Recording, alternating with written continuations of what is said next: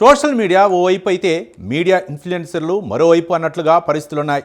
ఏ వార్త ఎక్కడి నుంచి పుట్టుకొస్తుందో, ఏ వార్త ఎందుకు వైరల్ అవుతుందో తెలియకుండా పోయింది.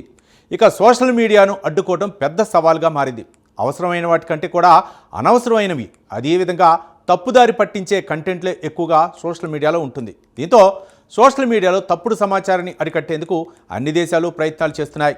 ఇకపోతే మీడియా ఇన్ఫ్లుయెన్సర్లు ఇచ్చే సలహాలు, సూచనలు చాలాసార్లు మనుషుల జీవితాలతో ఆడుకుంటున్నాయి.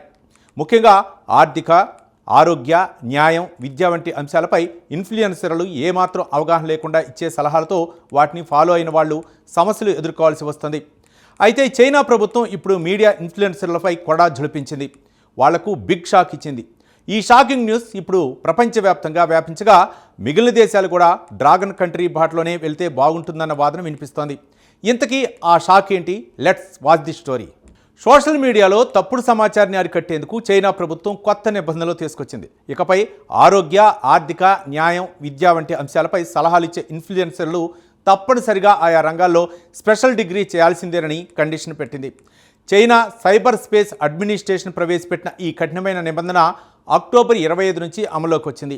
ఈ నిబంధన ప్రకారం ఇన్ఫ్లుయెన్సర్లు ఏదైనా నియంత్రిత అంశం గురించి కంటెంట్ పోస్ట్ చేయాలనుకుంటే వారు ఆమోదించబడిన డిగ్రీ, ప్రొఫెషనల్ లైసెన్స్ లేదా సర్టిఫికేషన్ వంటి రుజువులను తప్పనిసరిగా చూపించాల్సి ఉంటుంది.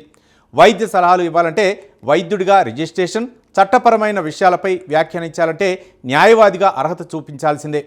ఇక ఈ విషయంలో డాయిన్ అంటే China TikTok version, Weibo, Bilibili వంటి ప్రధాన సోషల్ మీడియా ప్లాట్ఫామ్లు తమ క్రియేటర్లు అర్హతలను ధృవీకరించాలి. అంతేకాకుండా పోస్టుల్లో ఉపయోగించిన సమాచారానికి ఆధారాలు, డిస్క్లైమర్లు ఉండేలా చూడాలి.